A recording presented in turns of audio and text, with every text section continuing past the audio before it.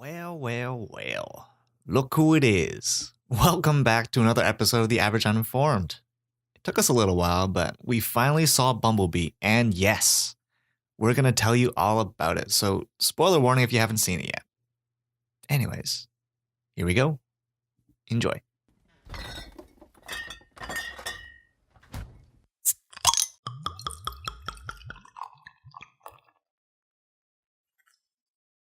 Literally in the same scene.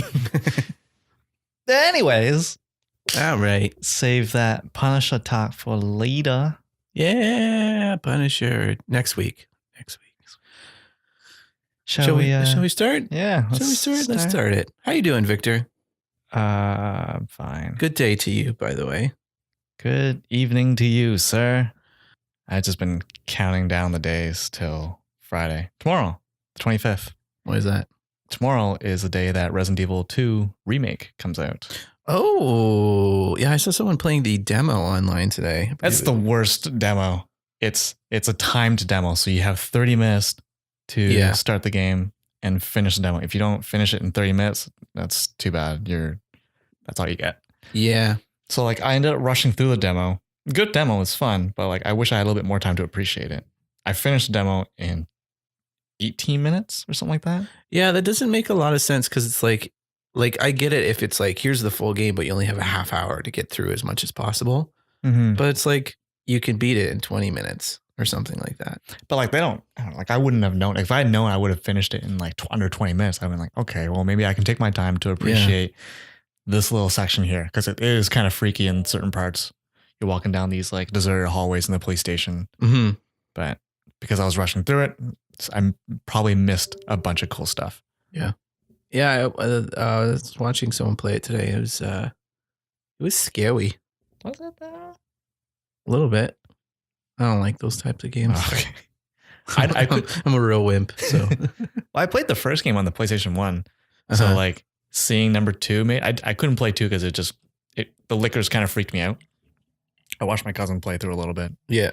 But like having them remade the game, not just like, hey, here's the same game with updated textures and models, but like legit new camera system, new character models. Oh yeah, I guess I didn't put that together. Yeah, it would be a new camera system. Because before it always like static cameras, like they generally place them in like kind of weird angles. Yeah, purposely. So because it kind of adds to it, right? Because you would turn a corner and then was it context sensitive movement too? Like you're always pushing forward. Yeah, to move, even though like tank motion. Yeah, tank movement.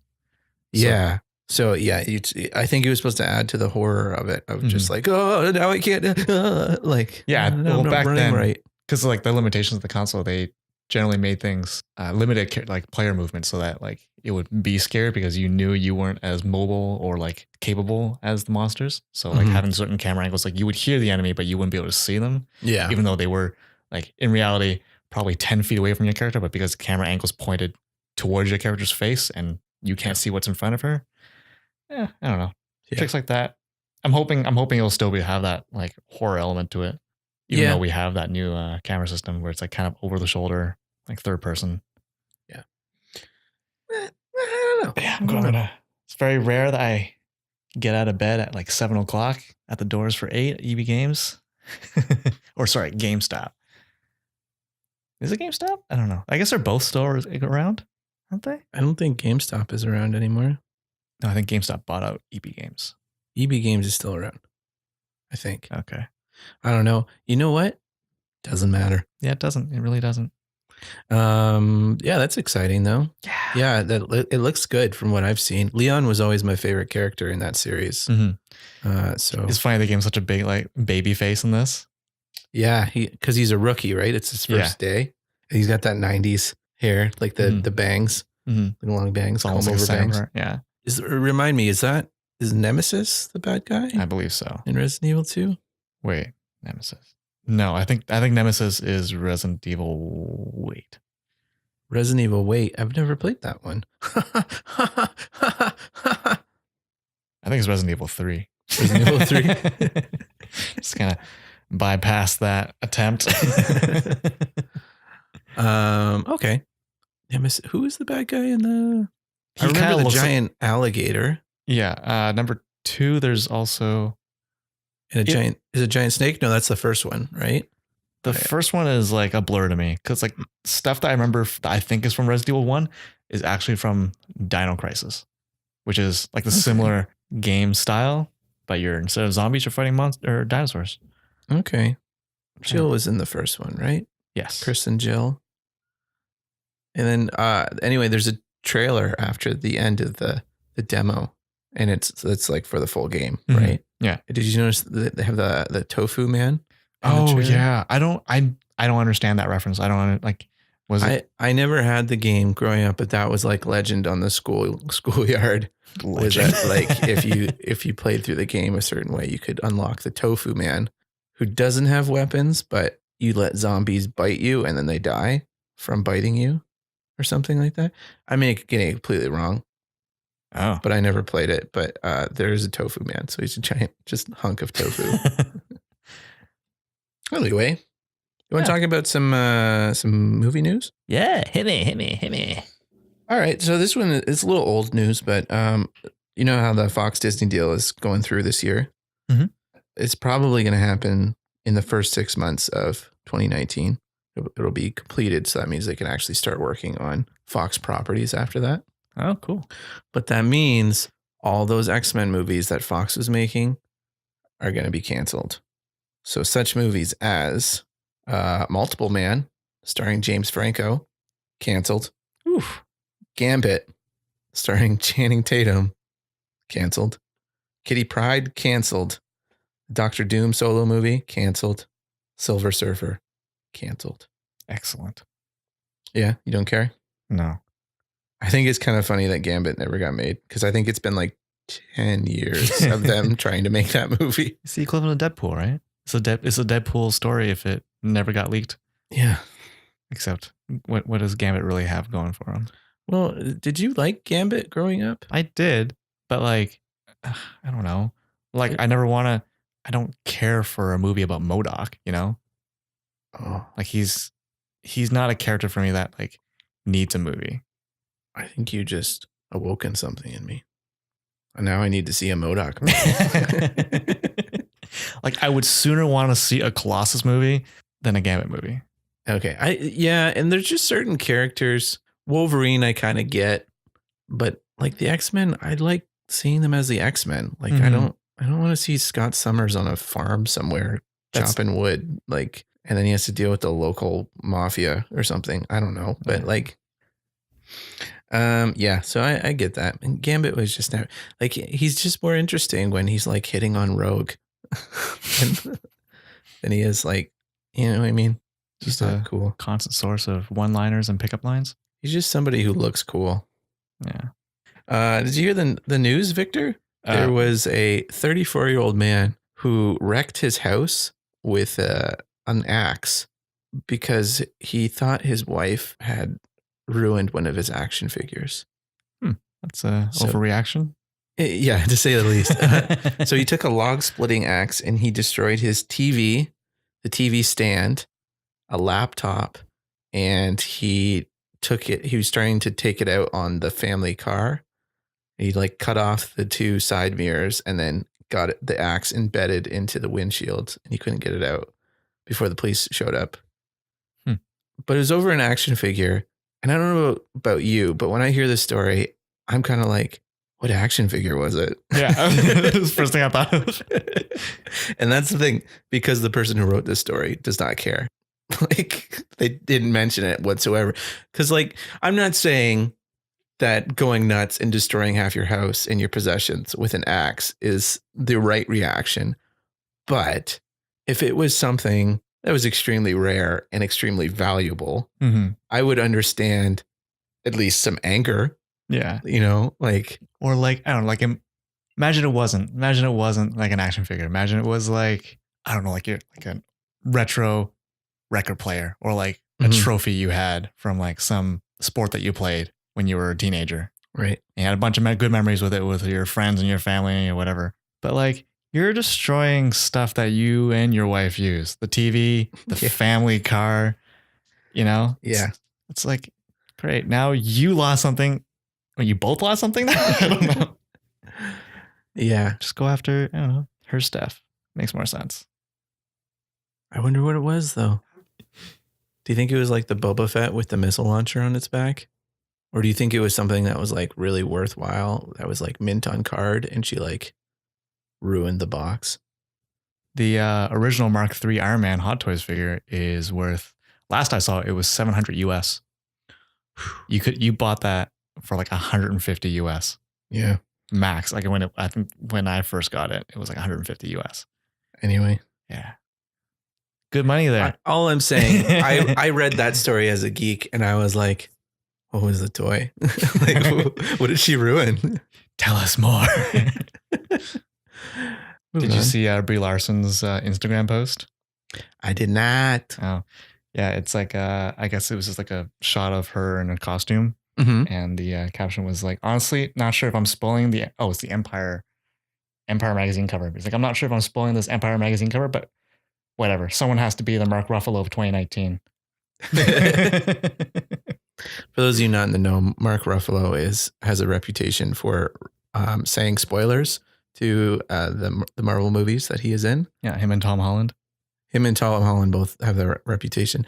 But there's actually, like, Mark Ruffalo is so much worse because, well, he left his phone on during the premiere of Thor Ragnarok and was like Instagramming live like the first 10, 15 minutes of the movie before someone was just like, turn your phone off. Like, do you realize what you're doing?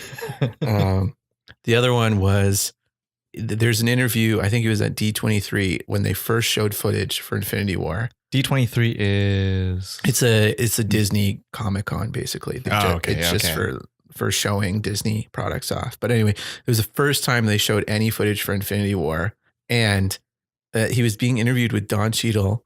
And someone asked what happens in the movie. And he just goes, everybody dies. Or, well, half. And like, he kind of says it jokingly, but like and Don Cheadle plays it off that he's joking. But like, now we know that's exactly what happened. Wonder Woman 3 is apparently already planned. What? According to Patty Jenkins, the director of Wonder Woman 1 and 2. Now it's not like, yes, we have the green light and we're going to make it. It's more like, if we did a third one, I already have an idea for it. Oh, okay. I hate it when they, like, for, what's it called? Mission Impossible, like Transformers. Like, oh, like this movie that we're trying to promote isn't even out yet, but we have like between 5 and 20 planned. Yeah. It's like, we just know optimistic that this is going to be popular.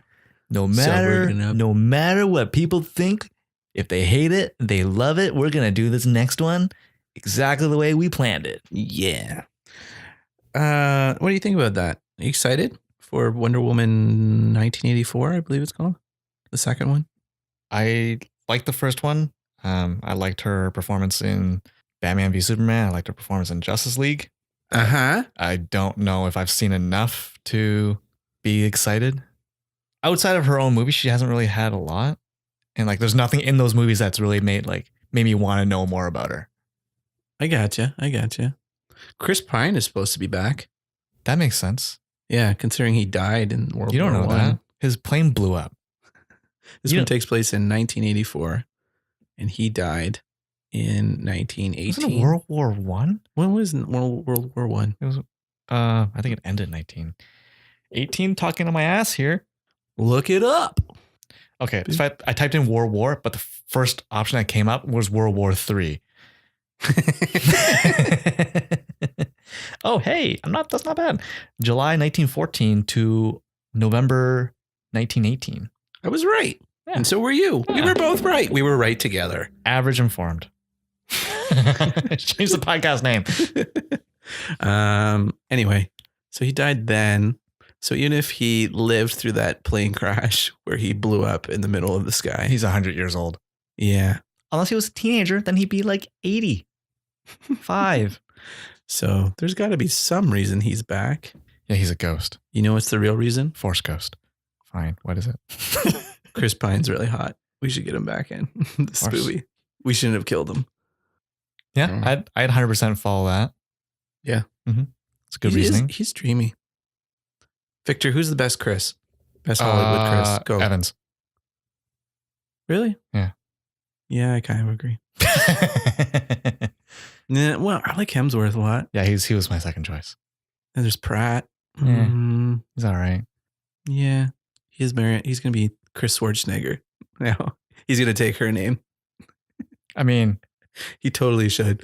I would do it. I would be like, no, I don't want my last name. I want your last name. It's That awesome. would be Josh Schwarzenegger. You know how awesome that would be? Totally badass. Who's the other one? Chris Evans, Chris Pine, Chris Pratt. Christopherson, That's probably not it. Chris Robbins. Chris Rock, Chris Evans, still top of the list. Yep. I think I like Hemsworth. Yeah, well, whatever. We're kindred spirits. You're believing in a different god now. we look. You would say that we look pretty much the same, right? Exactly the same. He and I look exactly the same. Same way I look exactly the same as like Any other Asian person. Whoa! Nice. I'm just kidding. No, you're not. I don't believe that You're- whatsoever. I can totally tell the difference between you and someone else. Yo, it's rough. So like, in all seriousness, like if my grandmother walked into a crowd in like Chinatown and like I had to look for her or take a bullet to the head, I'd start saying my prayers at that point. Yo, all the old people downtown, they look the same. They're all like, I swear to you, man. I'm not being racist. It's when Asians get to a It's your certain own- age, we just blend together. We have one image. Old lady pushing cart or old lady carrying bag. Yeah, there's no old men. At a certain age, you just transfer Oh, over. I can tell my grandfather apart. Oh, okay. He's a tank. It's ridiculous. He's in wicked shape. Okay. Yeah, that's how I hope to look at his age. What were we talking Or even half about? of his age. I don't know. Something about Wonder Woman and Chris Pratt. Oh, Yeah. Chris Pratt. Oh, wait. No, the Chris's. Okay. So, Victor, Mhm. you ever watch The Simpsons? Yeah. I was going to make a joke, but Here and there? Yeah. Here and there. I never watched it growing up, but makes sense. the thought is that Disney may cancel The Simpsons once Fox goes over to Disney. Why? They hate money? Well, that's the thing, is this at this point with syndication, like the money that they would get from that, they would probably get more money from it being canceled than they would having to continually produce more episodes. Because like the cast on that show, I think they each get paid like $1 million an episode or something like Holy that. shit. Yeah. Like it's been going for 30 years. Like this Yeah. is its 30th season. They've been scheduled for 2 more, but after that, it's like, what's Disney going to do? I mean, of course, Disney's going to cancel it eventually, Mhm. but what is it going to happen right after the 32nd season? Or are they going to wait? I feel like if they want to keep a good image, because there's a lot of fans of The Simpsons. Like, imagine if the first chance you got to cancel The Simpsons was right after you acquired the company that produced The Simpsons. Yeah. Doesn't look good. It's not like the show isn't funny. Like, I've seen a few episodes here and there, like recent ones. They're still funny. I enjoy it. Still have like that charm. Some people might argue, but I still think I've never really seen it. I was not allowed to watch it as a kid. And then because they were yellow. Yeah, they all have jaundice. No, it's just, and as I grew up, I just never got into it because it was so ingrained into me to not watch it. So it's a huge gap in my pop culture knowledge. Like there's more than once I've been in a situation where someone's like, and you're like, what? It's like, from that episode of The Simpsons. You go, sure. Yeah, I don't know. That's I weird. don't know what you're talking about. That must be Like, weird. hey, monorail, right? And you're like, what? I'm sorry. Like the Canyon Arrow. You just, Flaming Moe's, right? Nah. No, I don't You're know. like, what? I'm sorry. Anyway, would you care if they canceled it? I would, about as much as like, when you have a small town, they have a historical building and it gets torn down. Yeah. It's like, it's kind of frustrating because it's been there for so long and it has somewhat of a history with you even though you've never been in that building, but because it's a historical building in your town. Yeah, I know what you're saying. So kind of like that. I would be disappointed in that sense, but can't I don't last really forever though, Victor. They can't, but it'd be nice if it ended on the show creators' terms. Are the same people who started it even working on it still? Like I know the cast is, but like any of the people behind the scenes. I actually met David Silverman through, well, I didn't meet him. It was like through streaming. He streamed in to one of my animation classes and gave critique to our final film, which was kind of cool. He's a longtime writer director on The Simpsons. And then one of our school teacher assistants, we'll call him, a guy named Neil Affleck, was a storyboard artist on The Simpsons for any relation to Yul Ben? Nope. That's too bad. Anyway, so I've actually met a few people who worked on The Simpsons. That's cool. And I felt very, I felt guilty because I was just like, I've never watched the show. But thank you for your input. To be fair, you're probably like the only person in that class. Yeah, you're the weirdo. Yeah, I was the weirdo. You know, I watched Bohemian Rhapsody this week. Oh, how was it? It was okay. Huh? Yeah. I know nothing about Prince. Well, that's good because it was about Queen. Shit. Shit. Do you know anything about Queen? No. Yeah. Right person in my mind, wrong name. Well, the names are related. Screw off, Josh. Anyway, I watched Bohemian Rhapsody. It was okay. It was about Queen, the band Queen. Freddie Mercury was the star, played by Rami Malek. He was really good. The rest of the movie was fine. It was okay. I ended up reading up on it afterwards, and there was apparently like a lot of changes made to like the history of the band just so it would make a more interesting movie. So like there's a certain part of it where Freddie goes off to do his solo career, and it's like the big fight in the band. And it like apparently I was reading about it, and it was just like he was like, "Hey, I'm gonna go do some solo stuff," and they're all like, "Yeah, we're exhausted. Like, go ahead, just go do it." And then they worked on another album together while he was doing his solo stuff, and like, so you could say Queen went from normal Queen to drama Queen in the movie. I'm gonna add crickets to that. Oh man. Yeah, and so it was interesting, and plus I was a huge Queen fan in high school, so it's great hearing all their music. But they didn't mention some stuff. They changed a few things here and there. It was just like random stuff too. It was like at the beginning of the movie, two of the guys, the drummer and the guitarist, are in a band together, and their lead singer quits.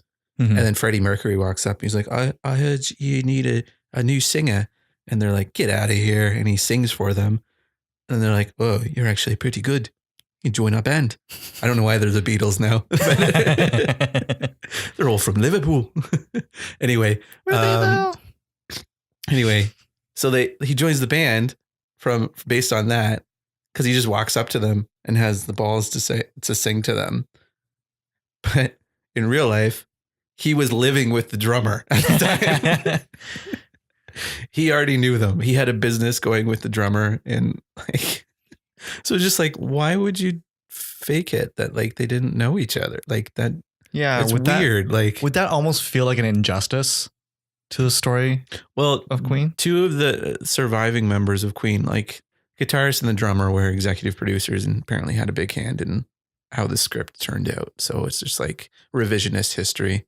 Like there was this one guy who was like clearly the villain, who was like corrupting Freddie and would be like, hey, come on over to our sex party and we'll do drugs together and stuff. And then like was the one who got this one guy fired and then made Freddie go on the solo career or whatever. And like all this stuff. You just read about it later and it's just like, we're not really sure if that guy actually did that. We just know that the guitarist and the drummer hated him. So it's like, so he could have been the nicest guy in the world, but because these guys didn't like him, he's now a villain. So what you're saying is this is a movie of lies. Yeah, a little bit. But Queen music is really good. Rami Malek playing Freddie Mercury is really good. Yeah, he is. I saw the trailer with him. He did a really good job. And then there's a few people I watched it with. They would be like, oh, I didn't know this was a Queen song. And then so it's like they've done so many great hits over the years. It's just nice to just sit and listen to their music and with little bits of clips of story around them. Was it a long movie? No, it was just like 2 hours or something like that. Yeah. Long. It was really good though. Yeah, it was okay. It was okay. If you like Queen, if you like listening to Queen, you'll be fine. But don't think about the story too much. Anyway, I really liked it. But speaking of Bohemian Rhapsody, Victor, did you hear that the Oscar nominees came in this week? Sure. You did? Something Did you hear Black who was Panther? nominated? Black Panther? Black Panther was one of them. That it's kind of historical because that was the first superhero movie ever to be nominated for Best Picture. Isn't that kind of bullshit? What do you mean? Like they skipped on Logan. Well, which was yeah. fantastic. Yeah. I mean, you can't really fault Black Panther for movies from years ago. I'm not putting this on Black Panther. I'm just saying like Oscars. Oh, yeah. Well, it's an award for who did the best art. Like it's subjective. Like it's a ridiculous ceremony to begin with. So I will admit I like Black Panther's art direction. I liked the costume design that. I like the music. They got nominated for both of those. Oh, as well. Nice. Yeah. Like their costumes are fantastic. I like them quite a bit compared to like, I don't know, like the costumes in that for like, not just the main character. Actually, I'd say Black Panther has the most boring costume of all of them. Yeah. But like all the supporting cast, even like everyone in Wakanda was dressed so well. And like all the different factions was like designed. What's the word? Like there was a color story with each character. Like every faction was distinct. Mm-hmm. Do you want to hear the rest of the nominees? Yeah. So Black Panther, Black Klansman. Okay. You just shout out if you've heard of the movie I'm talking about. Bohemian Rhapsody. Oh, I heard that one. The Favorite. Nope. Nope. Okay. Green Book. Vaguely have an idea. We talked about it on our best movies of the year. So if you listen to me, you should know. I listen that to it's a movie. I just kind of. What? Nope. Never mind. Roma. A Star is Born. That sounds familiar. Was Bradley Cooper, Lady Gaga? Oh, yes. I've seen part of it, actually. Oh, really? Yeah. In passing. Vice. What, you were just passing through a movie theater? No, someone was watching it and he just kind of. Anyway, you want to hear the best actress? Sure. Yolitza Aparicio for Roma. That's not a real name, but sure. I just don't know how to pronounce it. Anyway, Glenn Close, The Wife. Olivia Colman, The Favorite. Lady Gaga, A Star is Born. Melissa McCarthy, Can You Ever Forgive Me? Okay, out of those 5, Victor, who do you think would win? Having seen none of those movies and only knowing one of them. Honestly, I was pretty surprised with Lady Gaga's performance. Yeah. Yeah. Locked in. Lady Gaga. All right, Star is Born is going to win, according to Victor. That's not what I said. Okay. I think it might be Glenn Close again, but we'll see. I don't know what a Glenn Close is. Okay, best actor. Christian Bale for Vice. Played Dick Cheney. Oh, that's okay. Yes, I wanted to watch that movie. Bradley Cooper, A Star is Born. Mm-hmm. Willem Dafoe, At Eternity's Gate. Rami Malek, Bohemian Rhapsody. Mm-hmm. Viggo Mortensen for Green Book. I would vote Bohemian Rhapsody guy, whose names I just heard and forgot. Rami Malek? Yeah. Yeah, I'd probably say that's right too. It might be Willem Dafoe, but probably. I don't know. Probably Rami Malek. Like Freddie Mercury, you have like a reference. Like everyone has had a recent reference to him and how he is as a person. Rami Malek? Sure, that's his name. I would probably agree with you. All right, we'll just do the supporting actors, and then we'll stop talking about this because you don't know what you're talking about. You're uninformed. Terribly uninformed. Yeah. Okay, supporting actress: Amy Adams for Vice, Marina de Tavera for Roma, Regina King, If Beale Street Could Talk, Emma Stone, The Favorite, Rachel Weisz, The Favorite. What do you think, Victor? Who do you think? Remember, I don't know. Everything is riding on this. Oh, Emma Stone. Emma Stone? Mm-hmm. I actually don't know as far as any of these women. I don't know. Who was the first one? Amy Adams for Vice. Mm. She played Dick Cheney. She also played Dick Cheney. It was a weird movie. Okay. I don't know. I like Emma Stone. Emma Stone. Yeah. Emma Stone for the win, according to She's not going to win. Victor There's no way she's Bartholomew Wong. Okay. Finally, Best Supporting Actor, Mahershala Ali for Green Book. Adam Driver, Black Klansman. Sam Elliott, A Star Is Born. Richard E. Grant, Can You Ever Forgive Me? Sam Probably not. Rockwell, Vice. Sam Rockwell's in it? He played George W. Bush. What? Senior? No, the 9/11 one. the mission accomplished one, you know, like the all right. Like, what were we talking about? who do you think? Adam Driver. Adam Driver for Black Klansman? Mm-hmm. I like his voice. I think it's gonna be Mahershala Ali. I don't know what that is. Okay. Green Book. Anyway, that was Oscar talk with Victor. Also, isn't it kind of weird that like all these supporting actors and actresses, all these actors and actresses are from what, 3 movies? That's usually how it works, yeah. Oh. How many movies are released a year? Oh, well over 100. Oh, fuck that place. Anyway, should we talk about the topic of the week? Yes, we should. Yes, let's do it. What were we So, talking Josh, what did we watch? We watched Bumblebee this week. Mm-hmm. Bumblebee, the 7th movie in the series? Oh, okay. Although Let's go through it real quick. There's Transformers. Uh-huh. Transformers Revenge of the Fallen. Uh-huh. Transformers, the third one. Transformers, now Mark Wahlberg's in it. Uh-huh. Transformers Extinction? Okay. And then Transformers Last Night? Oh, Last Night was the last one. So But there was Extinction, wasn't there? so maybe number Mark Wahlberg is in it. Maybe that's what that one was actually called. Because weren't there Dinobots in that one? Yes. Dark Side of the Moon was the third Dark one. of the Moon. Oh, right. You give me the finger? Yeah, that's the third one. That's not how people count. Right here. Victor, look. No, Victor. No, I don't Look want over here. It's the third movie. Dark of the Moon, Extinction, and then Last Night, and then now Bumblebee. So that's number 6. Oh, yeah, this would be the 6th one. So this is a prequel to... Well, that's actually confusing because like as you watch it, it's like, is this this like a soft reboot of the series? With each... Yeah, I think so. Because like with each movie that came out for Transformers, so I don't remember much about them, but there were certain things where I was like, wasn't like Bumblebee in World War II or something? Did I make that up? I don't remember. I feel like they were killing Nazis at one point. Like, and then, yeah. Yeah. And then Optimus Prime showed up at the end of this movie. Spoilers, by the way. Oh, yeah. Huge spoilers for this movie. I don't know. If you've been listening to us, We always spoil it. Yeah, we're gonna go. Can't help it.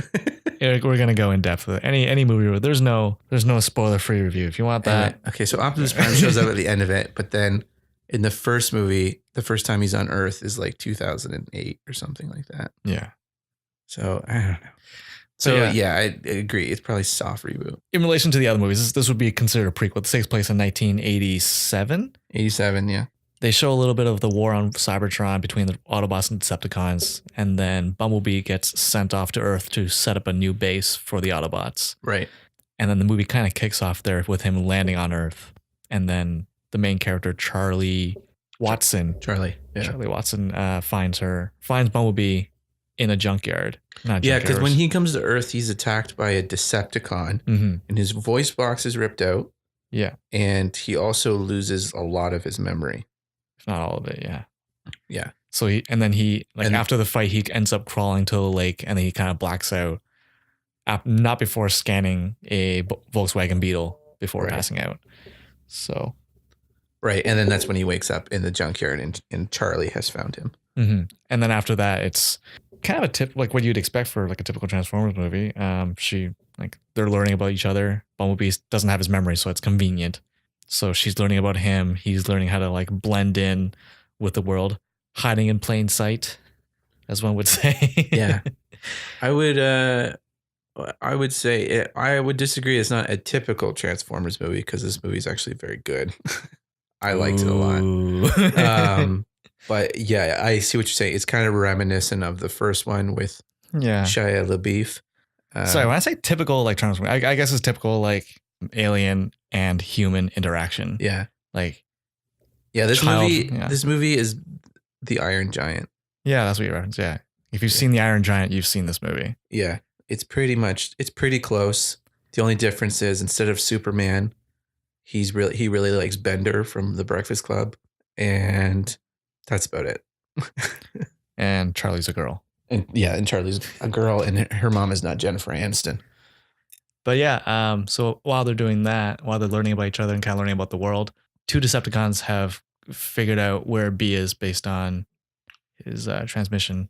Yeah, that was I called them blue helicopter and red fighter plane. Okay. I don't remember their name. They were triple changers though. Yeah, which is really cool because you don't really see that until like later in the Transformers movies. So okay, are you a big fan of Transformers, like from like the show and stuff like that? Yeah, like I wouldn't say I know a lot about the lore as much as I would like Spider-Man or Batman, but okay. Yes. Because I was not. I not that I hated it or anything like that, Mhm. but I was into Beast Wars. But even that, I don't really remember much of it. And everything that I've gotten from Transformers is based off of the movies. That's too bad. Yeah. I don't know, like the Decepticons you're talking about. It's Shatterwing and Blitzwing, or Shatter and Blitzwing. Blitzwing I recognize. Shatter I don't. Which one was which? Which one was Blitzwing? Was the guy? The blue one. Yeah. So the female red jet was Shatter. Okay. It's important that I know this after the fact. Let's call him Red and Blue Decepticon. Yeah. And so they're chasing him down. They're lying to the Earth's government that confronts them while they're searching for B, acting like peacekeepers from Cybertron, trying to find a criminal or a fugitive. Yeah. So they kind of work together to figure out his location. They do end up finding him, and then there's a big kind of fight at the end where they're trying to transmit a signal to Cybertron, telling the Decepticons where the Autobots are planning to hide. Right. So they can send a big army there to wipe out the planet. Right. And so Bumblebee has to get over his memory loss and fight them. So you say you liked the movie, right? I did like the movie a lot, actually. A lot. I kind of had the thought afterwards, I wish I had seen this instead of Aquaman when we went and saw Aquaman. Really? Yeah. Oh, okay. It was very nice. Like, it again wasn't the most original movie in the world, but it hit all the right spots for feelings. Mm-hmm. And the ending was kind of like, I was not as invested in it, but I really liked Haley Steinfeld as Charlie. I pretty much just liked everybody. Like I loved John Cena. John Cena. I liked the Neville was the best friend, I think. Mimo? The guy with the afro. Mimo. His name was Mimo? M-E-M-O, yes. All right. That's a weird name. Yeah. Now I don't like him. I liked him. I liked Bumblebee. I liked how playful and dumb he was. Like, because when the movie opens, he is a very capable soldier. He's played by a guy from Teen Wolf, Dylan O'Brien, I think his name is. Sure. And I can picture the actor. Yeah. Mm-hmm. It's a really well-made movie. Like, it's hard. It's just competently made. Like, you know what I mean? Like, you're not running into like weird pacing issues. There's not a lot of garbage scenes that don't need to be in there. No, and there's no like overt racism like the other Transformers movies, or like homophobic characters, or like universe breaking things just so you could have a hot girl in a scene, or you know what I mean? Like, it's just like the characters in it are very believable. They're very likable, lovable even, and like they just go through this plot together. Like, it's a very simple story, and I think that's what makes it so good. Back to basics. Yeah. What do you think of Bumblebee altogether? Like the character? B-127? Is that what his name was? Yeah, B-127. Yeah, like you said, like the beginning of the movie, like, him on Cybertron, he's a really capable soldier. Like he's kind of witty. And it's funny, like throughout the movie, Optimus Prime says, like, you know, we have to establish this base on Earth to save our people. Mm-hmm. So it's kind of funny that like they've taken the talk from like the 80s movie TV show. I can't remember I think 80s. It's funny they didn't correct that to like our species or our kind. It's our people. Okay, Yeah. I don't get the reference, so No, it's I just don't funny that understand. because like when they in the TV show they would kind of always reference stuff as like people or like they would say stuff like that. Oh, okay. It's weird if you're a robot and you call yourself a person. Is it? It is also the fact that they speak English is kind of weird. And that they look like trucks and stuff already? Yeah. And they're on Cybertron? Yeah. I was willing to suspend my disbelief for that. No, I like that about it. Like I like that they ignored the whole logic part of it. Like, okay, transforming robots. Why do they have like rubber tires and wheels and yeah, why are they transforming these vehicles when they could easily just fly? Because clearly some of them are jets. Yeah. But or just like because there is a point on Cybertron where Bumblebee transforms into a yellow car. Mm-hmm. And it's just like, so he can already transform and it looks like a regular car. All right. I can't remember in the cartoons. I think they were like hover cars or something. Okay. This one definitely had wheels, but yeah. Yeah. No, I think maybe in the 80s, maybe they didn't. I don't remember. Doesn't matter. Yeah, I like this design. I wished he wasn't so childlike after he lost his memory, after Charlie found him, but I really loved that actually. Yeah. I dug it. I liked the goofiness of it when he kind of broke into the rest of the house and was just kind of exploring their home, like the living space. Yeah. So there's a scene in it where he gets left alone in the garage. I think he gets bored and follows the dog from the garage into the living room of the house. And he just because he's just such a huge creature in a small space, he just destroys everything. Mm-hmm. Well, like, yeah, he bumps into like the ceiling fan. It breaks off. You know, he's checking out the coffee maker. Just looking inside the coffee pot, but like doing so, he pours all the coffee out.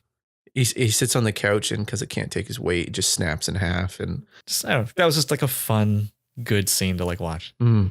There's also little moments like that where the animation on the character was just really well done and very, very believable. And like when he's looking at Charlie, like his eyes are kind of like doing what a normal or like a human person's eyes would do. Like like when you look at someone, your eyes aren't like static. You're not just focusing on the person. Like they're very erratic.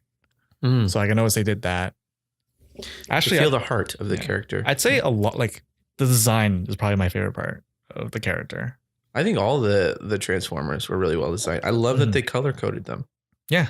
Like instead, because like in the other Transformers movie, it looks literally like two junkyards having sex with each other. Because you're just like, what's going on? Like I don't know who's who anymore. Everybody looks the same. Yeah. But with colors, like I could understand what's happening in the fight. Yeah, well, there's one scene at the end of the big fight. Bumblebee and Blitzwing are fighting, but like Charlie's kind of running in like towards the camera, but she's taking up, I'd say, like 40% of the camera, and you see the two giants fighting in the background. But like you can tell exactly what's going on exactly because of the color. Yeah, I guess that was because they did that a few times in the other Transformer movies, where it's just like they're running through the shot, and as they're running through the shot, Transformers are just fighting all around them and stuff. And so. Yeah, I agree with you where it's just like, oh, that's the shot from the other movies, but I can actually tell what's going on. Yeah. Like, even though I only get a hint of them fighting here and there.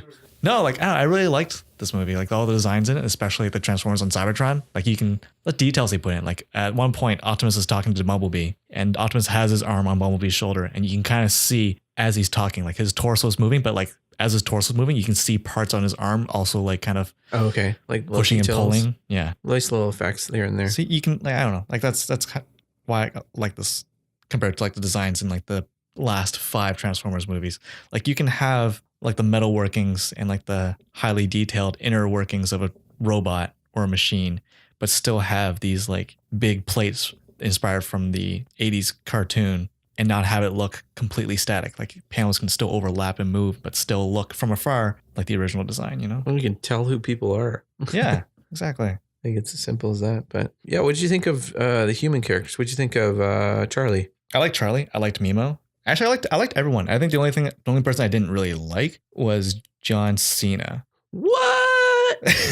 I loved him. Okay, but go ahead. I liked him when he was making jokes and just being a little bit silly. Mm-hmm. But when he's serious, I couldn't take him seriously Oh, really? because he was so, he's the only character in this movie. You mean like he's broad? He's like too broad? Yeah, like he's a caricature of like a U.S. military sergeant. Yeah, I could get where you'd see that. Like But I really liked him. He's like overly intense when he doesn't need to be. He's like too aggressive, not really thinking like, oh, there's these like highly advanced beings, but nah, let's rip them apart and use them for scrap.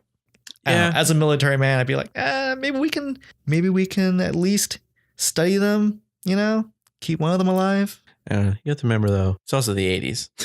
Yeah. And in the 80s movies, there was a guy who was just like, just shoot it because it's evil. I don't understand it. Shoot it. He looked a lot like Schwarzenegger in this movie. Yeah, I really liked him. I got excited every time he showed up on screen. Sorry, when not that I could see him, you know, because he was invisible. But sorry, not that I don't like him. I just didn't like how his character was portrayed. Yeah. But like when he's serious, I liked it when he's like goofy, like the one-liners he'd crack. Yeah. Like he made a joke about like, are we really trusting these Decepticons? Like their names are literally Decepticons. It was so good. Anyone's getting any red flags from this? Yeah, I liked that. Yeah, I really liked Charlie. She was a good character. She's very like three-dimensional. Like you understood what's driving her and like why she is the way that she is, and it's kind of like the typical kind of cliche type of character who boy meets blank, boy meets alien, boy meets dog, boy meets whatever. Yeah, like they're almost always an outsider, right? Like that's just what it is. But so she was kind of cliche in that regard, but she was fleshed out, and like she was played really well, and like I just really liked her. And then what was it, Mimo? I liked him because like there's lots of times in this movie where it started to be like the other Transformers movie, where it would be like, here's the best friend, and it's just like, oh great, he's going to be some racist stereotype or whatever. But then he was like an actual character, and you're like, oh, okay, I like him. And then like the same thing with the family. Like when they start spending too much time with the family, I was like, oh no, this is just like Shia LaBeouf's family all over again. And it's just like, but then they're like actual likable characters. Yeah, and they're not like real over people. the top characters of what that you would expect that person to be. Yeah, and they're not just, screaming at each other and stuff like that. I was just like, oh, great. Like this is how you do a character and stuff like that. Yeah. What was her stepdad's name? Ron. I liked Ron. Ron was great. Funny. Yeah. Yeah, he was good. And I even liked the little brother in a way. And the mom was fine. I really liked the family. Yeah. The only one who I was not so hot about was the scientist who worked with John Cena. Yeah, he was pretty like, he didn't typical. add much to it. Like it was just kind of like as written. Actually, one aspect I really liked about like at the beginning of the movie, I was kind of worried because like I thought Charlie was gonna be this brooding teenager that was just gonna be like pissed all the time. Yeah. And like the second day of the movie, from her perspective, it's her birthday, and the family gets her these like pretty lame gifts. Like her mom gets her a helmet for her moped. And like gifts that are thoughtful, but not at all what you wanted. Yeah. And Ron gets her like this, it's like, I guess it's like a self-help book. Yeah. Basically like, have you considered smiling more? Or something like that. It was titled something terrible. Yeah. And I was expecting her to be like, oh, you guys suck. Like, you don't understand. Just storm off pissed. But like, she was nice about it. Like, she's like, oh, thanks guys. This is great. And like that, at that point I was like, I like this girl. Yeah. She's cool. She's a real person. Yeah. Yeah. Well, I mean, I don't know. There's real people that like suck. That's true. But yeah. Speaking of people who suck and aren't real people, the girl who bullied her. Oh, you're a typical school bully? Yeah. Your typical movie school bully. Yeah. Cause it's just like, she came up to her. There's a point in the movie where Charlie and Mimo, hate that name. It's so dumb. Mimo and Bumblebee, they go out to like the point, like, like a cliff above the waves, and all these school kids are there, and they're like, I'm going to jump off the cliff. And they're like, hey, you used to be a diver. You should jump with us, man. And then she chickens out because her tragic backstory is that on the last day that she dived at a diving competition, her dad had a heart attack and passed away, and she has not dived since then. And so she gets to the edge of the cliff and decides not to do it. So she goes back into her car. And like this girl comes up to her and makes fun of her for it. Yeah. It's just like, oh, you should have dove. And then she just says this really scathing thing where she goes, this is a pretty crappy car. You should ask your dad to buy you a new one. Oh, wait.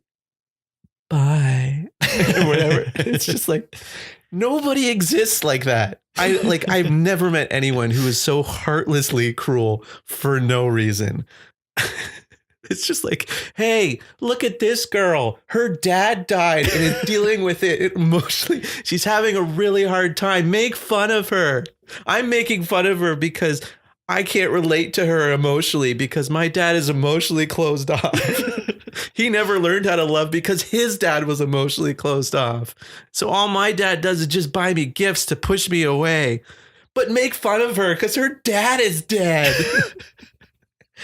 Actually, I was thinking, there's one point they go to her house and they go to teepee her house, right, and like egg her house. I really liked that. Yeah, actually. but like B ends up just like trashing her car.